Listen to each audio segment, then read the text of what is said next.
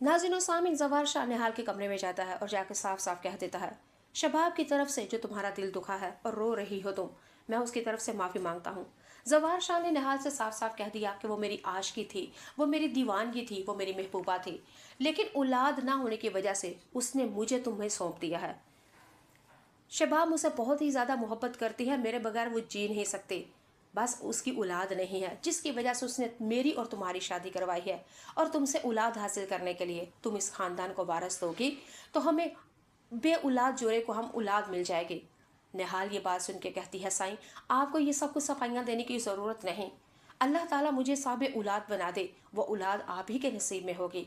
आप मुझे मेरी औकात याद ना करवाएं। निहाल ने तो ज़वार शाह से यहाँ तक कह दिया कि मैं अपनी औकात नहीं भूली हूँ। नाज़रीन व सामीन, ज़वार शाह बार बार निहाल से यही कहेगा कि मेरे भाई से तुम्हारी किस तरह मुलाकात हुई, कैसे तुम एक दूसरे से मोहब्बत करते थे, क्या तुम वाकई हुनैन से शादी करना चाहती थी, क्या तुम वाकई मेरे भाई से बगैर लालच दौलत से मोहब्बत करती थी।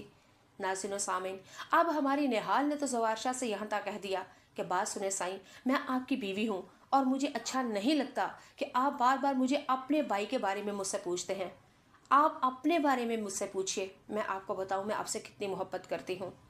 नाज़रीन व सामीन, ये ज़वार शाह तो निहाल का ये जवाब सुन के बहुत ही ज़्यादा शर्मिंदा होता है। लेकिन यहाँ पे आपको बता देती हूँ, ज़वार शाह वाकई निहाल से मोहब्बत करने लगा है। उसके रवैये, उसकी अंदाज, उसका बोल चाल और उसकी कीमती बातें ज़वार शाह के दिल के ऊपर घर कर चुकी हैं। नाज़रीन व सामीन, दूसरी तरफ आप लोग देखेंगे शबाब जो कि निहाल से नफरत करती है। यहाँ तक कि ज़वार शाह जब अपने घर से बाहर जाएगा तो निहाल को लेके शबाब उसके मेके जाके छोड़ आएगी। निहाल की माँ को साफ साफ शबाब कह देगी कि अपनी बेटी अपने पास रखे, ये मनहूस है, जिस घर में भी जाती है नहूसत फैलाती है। नाज़रीन और सामीन, अगली एपिसोड में आप लोग देखेंगे निहाल अपने मेके में होती है, शबाब छोड़ के आ जाती है, ज़वार शाह घर वापस आता है। ज़वार शाह ने आते ही शबाब से कहा, निहाल किधर है। घर की मुलाजमा नूरी से पूछा, निहाल किधर है। मुलाजमा नौकरानी थी, उसकी मजाल नहीं, उसने कहा शबाब बीबी को पता है, मुझे नहीं पता। ज़वार शाह सीधा कमरे में आता है और ज़वार शाह ने निहाल को नहीं देखा तो इस तरह उसका अंदाज़ है जैसे कि उसकी गुम चीज़ पड़ी हुई हो। ज़वार शाह ने आते ही शबाब से पूछा, निहाल किधर है। शबाब की निहाल की ये बात सुन के, यानी कि ज़वार शाह की बात सुन के शबाब का तो बुरा हाल हो चुका होगा।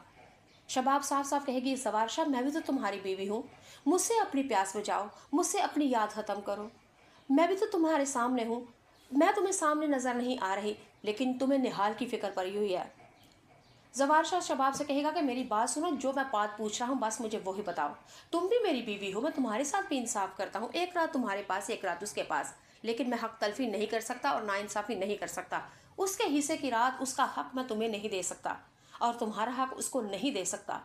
नाज़रीन व सामीन, हमारी शबाब बहुत ही ज़्यादा परेशान है और डर इस वजह से रही है कि ज़वार शाह को अगर मैंने बताया कि निहाल को मैं उसके मेके में छोड़ आई हूँ तो ज़वार शाह का फिर रद्द अमल क्या होगा।